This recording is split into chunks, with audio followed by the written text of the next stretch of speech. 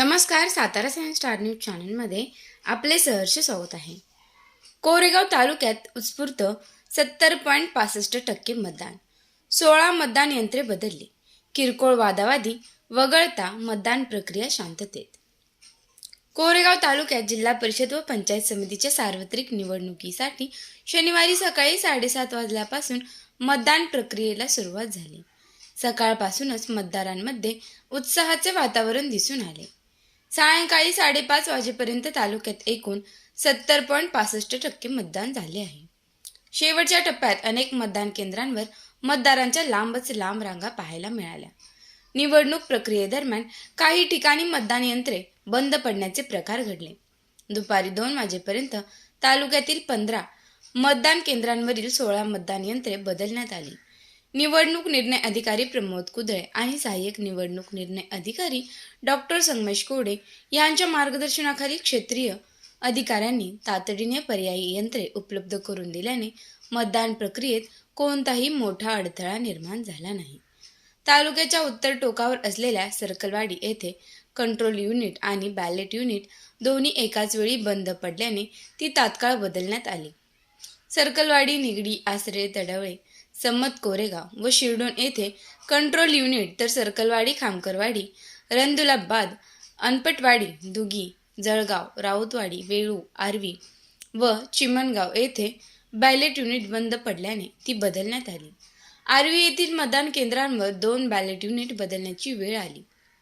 मतदानाच्या टक्केवारीत दिवसभर सातत्याने वाढ होत गेली.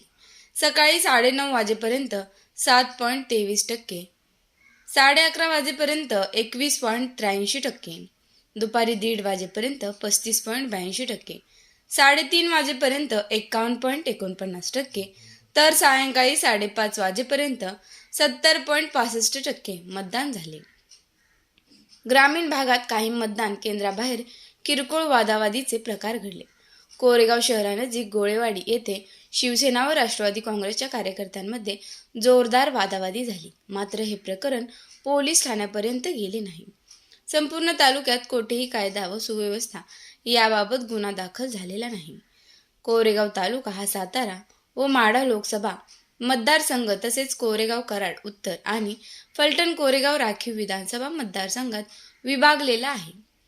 विधानसभा मतदारसंघात संघनिहाय जिल्हा परिषद गट व पंचायत समिती गणांची रचना आपोआप झाल्याने तालुक्यात राजकीय वातावरण चांगलेच तापले होते.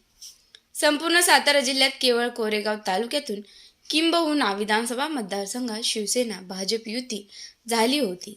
उर्वरित ठिकाणी हे पक्ष परस्पर विरोधात उभे ठाकले होते. तसेच कोरेगाव तालुक्यात दोन्ही राष्ट्रवादी पक्ष एकत्र आल्याने येथे राष्ट्रवादी विरुद्ध शिवसेना अशी थेट लढत पाहायला मिळत आहे. त्यामुळे या निवडणुकीकडे विशेष लक्ष लागले होते. तालुक्यात एकूण 1,98,768 मतदार असून त्यामध्ये 1,05,76 पुरुष, 98,179 महिला आणि 3/3 मतदारांचा समावेश होता. त्यापैकी 1,40,436 मतदारांनी मतदानाचा हक्क बजावला. यामध्ये 72,758 पुरुष व 67,678 महिला मतदारांचा समावेश आहे. तृतीयपंथी मतदारांनी यावेळी मतदान केले नाही.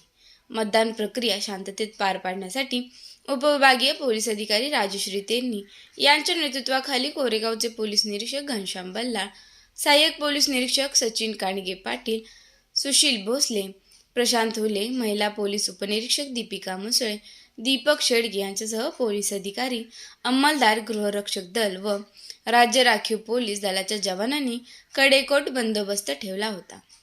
सायंकाळी 7 वाजल्यापासून कोरेगाव येथील डी.पी. भोसले कॉलेजच्या आवारात तयार करण्यात आलेल्या स्ट्रॉंग रूममध्ये मतदान यंत्रे जमा करण्यात आली. सोमवार दिनांक 9 फेब्रुवारी रोजी याच आवारातील इंडोर स्टेडियममध्ये मतमोजणी होणार आहे. दरम्यान कोरेगाव तालुक्यात वयोवृद्ध मतदारांचा मतदानाकडे विशेष कल दिसून आला. गोळेवाडी येथील मतदान केंद्रावर 102 वर्षीय वृद्ध मतदार विष्णू हरी घोरपडे यांनी आपली 98 वर्षीय पत्नी सावित्री विष्णू घोरपडे यांच्या समवेत मतदान केले. तसेच 98 वर्षीय कांताबाई गुलाबराव काळे यांनीही मतदानाचा हक्क बजावला. नवमतदारांपासून ते वयोवृद्ध मतदारांपर्यंत सर्व स्तरातील नागरिकांनी मोठ्या उत्साहात मतदान करत लोकशाहीप्रती आपली जबाबदारी पार पाडली.